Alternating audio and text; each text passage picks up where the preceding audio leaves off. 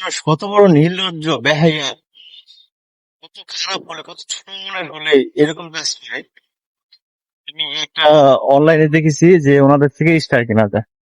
তা ওনাকে আমি হোয়াটসঅ্যাপে নক দিলাম, দেওয়ার পরে উনি বললো যে ভাই এই যে ভিডিওটা পাঠাইলাম, এটা যে অনুসারে অনুসারে দেখবেন, তারপরে আপনি বিকাশের টাকাটা পাঠায়া বিকাশের ট্রানজিশন কোডটা বসাই দিবেন, তাহলে আপনি 10 মিনিটের ভিতরে এটা হয়ে যাবে, আপনি স্টারটা পেয়ে যাবেন। তো আমি 500 স্টার নেব, 1000 টাকা। তো 1000 টাকা ওগো দিলাম, দেওয়ার পরে ওর ট্রানজিশন কোড বসাই, ট্রানজিশন কোডটা আর হয় না, ওকে হয় না, ওকে না হওয়াতে এখন আমি ওরে মেসেজ দিলাম হোয়াটসঅ্যাপে, ভাইয়া এই ঘটনা যে আপনাকে তো টাকাটা দেন, তো কি করা যায়। ও কিছু না দেখে করলো কি, সাথে সাথে ব্লক করে থুয়ে দিলাম ওর হোয়াটসঅ্যাপে, হোয়াটসঅ্যাপে ব্লক করে থুয়ে দিল, এবং নাম্বারও ব্লক করে থুয়ে দিল। এখন আর ওর সাথে যোগাযোগ করতে না।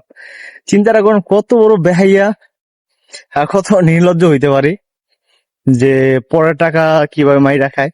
আর সবাইকে বলি এই ধরনের থেকে সবাই সাবধান থাকবেন। যাক, আমি ধোকা খাইছি খাইছি, আপনারা সবাই সতর্ক হয়ে যাবেন যাতে এইসব বাটপার কাছে কোনো টাকা দিয়েন না। টাকা দিলে ধরা খাইতে হইব, ঠিক আছে?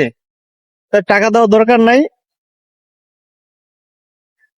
যদি নিজের পরিচিত কেউ থাকে, মাস্টার কার্ড ডুয়েল কারেন্সি থাকে, তাহলে আপনারা ওইখান থেকে কিনে নিবেন স্টার। কিন্তু এইভাবে অনলাইনে যারা দেখায়, এগুলা সব হলো মানে বাপ মার পরিচয় নেয়, জন্ম কোনো রাস্তাঘাট হয়েছে, জঙ্গলে বঙ্গল হয়েছে, এই কারণে মানুষের টাকা নেয়।